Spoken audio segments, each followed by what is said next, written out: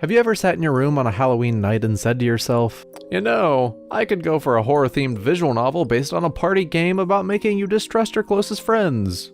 That probably doesn't exist, and, well, I wasn't invited to any Halloween parties this year, so I'm just gonna go grab some fourth meal and cry myself to sleep. Shut up! Well, don't worry. I'm here to tell you that in 2015, the wonderful people at Chemco actually made a game designed around scratching that hyper-specific itch of yours.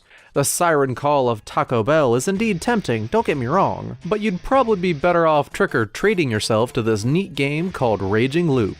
It was originally released on mobile phones and was ported to quite a few systems in Japan before finally being localized for the West this year for PS4, Switch, and Steam. The folks at PQube were the ones who published it, and they sent me a review code, which was nice of them because the premise of this game was already 100% my shit. If you'd like to know why you should spend your hard-earned $30 on this game instead of 6 $5 Xbox Chalupa boxes, then sit back, relax, and let me tell you why you should scare about Raging Loop. Get it? Because it's the Halloween special, which means it'll be just like every other video I make, but with more puns! So, you probably have a lot of questions after trying to parse that intro. Raging Loop is an atmospheric horror game based around Werewolf, a game where everyone playing is split into humans and wolves. The humans are supposed to use deduction to find out who the wolves are, and the wolves' job is to slowly pick off the humans one at a time. Whichever group survives at the end wins. There's more to it, and I'll explain it a bit when I get to Raging Loop's interpretation of it, but that's more or less all you need to know.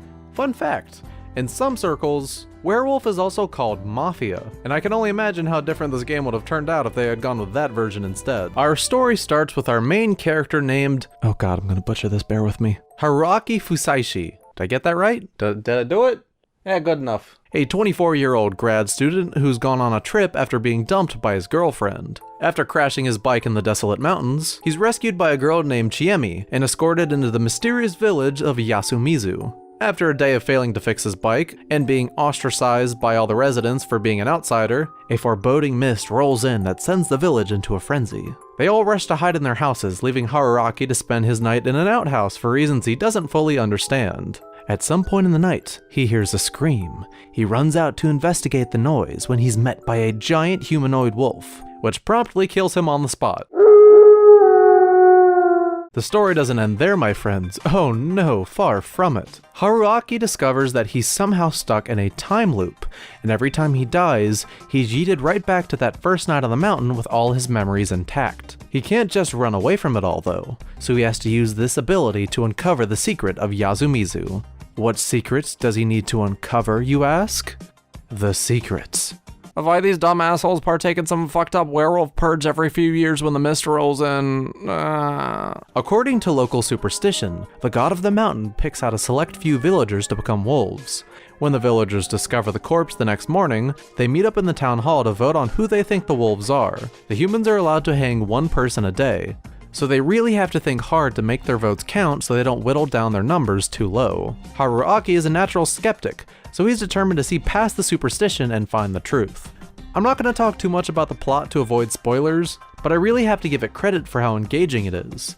The gameplay loop is pretty simple given that it's a visual novel, but it works pretty well. While many of the bad endings just give you a slap on the wrist by the omniscient sheep god in the hint corner, certain ones will give Haruaki a key piece of knowledge that he carries over to other routes. These unlock new dialogue options when he travels back in time to other moments in the story, making it possible for him to piece together the game's mysteries. This is made easier by using the greatest thing to ever happen in the VN medium, an interactive flowchart. You're able to jump around to any moment Haruaki has previously witnessed, and you'll need this to navigate efficiently. It's very similar to how Virtue's Last Reward handles time travel, but I find that the setting, werewolf-themed conflict, and emphasis on Haruaki's constant awareness of the time loops make it stand out. Maybe it's because of this that I found Haruaki himself to be my favorite aspect of this game. I've never played anything else with a protagonist like him before. Saying exactly why I found this to be the case, however, goes into huge spoilers, but just know that it took hours of extensive note-taking and analysis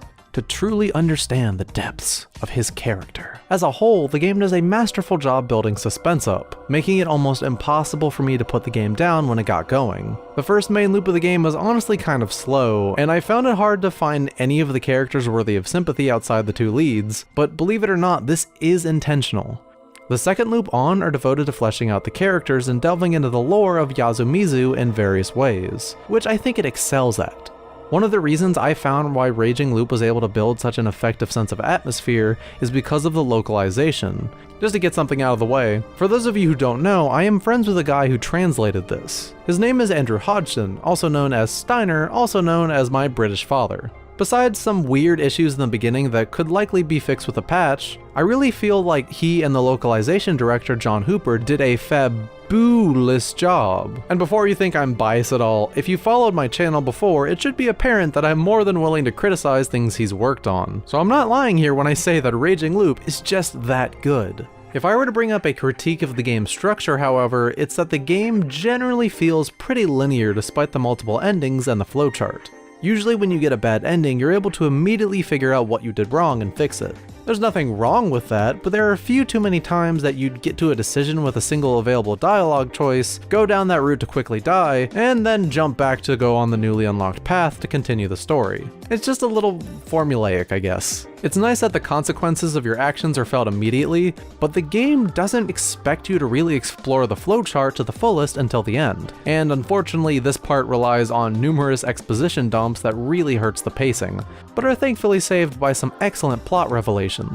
One truly unique aspect of Raging Loop is that it features a really meaty postgame. A VN with a postgame? What? When you finish the main story, you unlock a series of epilogues and something called Revelation Mode, all of which exist to tie up loose ends. The epilogues are good, and I recommend at least viewing the 5th one, but Revelation Mode is the highlight here and essentially serves as a new game plus. This mode has you re-experience the game with the ability to see events Hiraki wasn't there for, and read the minds of characters throughout the story during certain moments. It's really cool just how seamless these new scenes flow into the original narrative, and when skipping around just to see the new content, I was able to get 10 more hours out of the game, making my playtime total around 40 hours. You don't truly get the full picture until you play through this mode, and I ended up loving this way Raging Loop decided to tell its story. If you play Raging Loop and don't give Revelation Mode a run through, you're doing yourself a grave disservice. As a 40-hour visual novel developed for phones, it should be obvious that the production values weren't necessarily anything special. One thing is that I felt the soundtrack didn't really have enough tracks to fit the whole length of the game,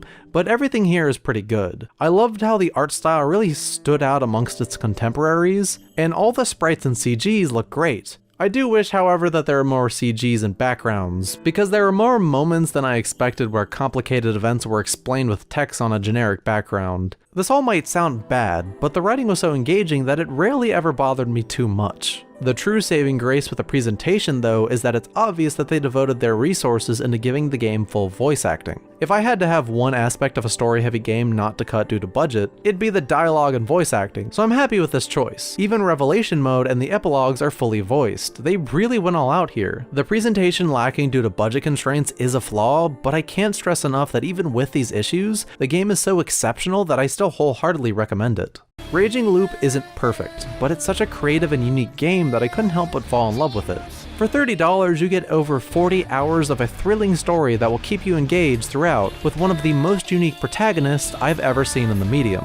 It's also a lot healthier to binge this game than eat $30 of Taco Bell, and unlike the latter, you won't be filled with shame after you finish it. The presentation and pacing issues don't ruin the experience in the slightest, and I think you should really consider trying this game out. If you're the type to look at a review score and ignore everything else around it, I need to be clear that this is probably the strongest B+ I've played in a very long time.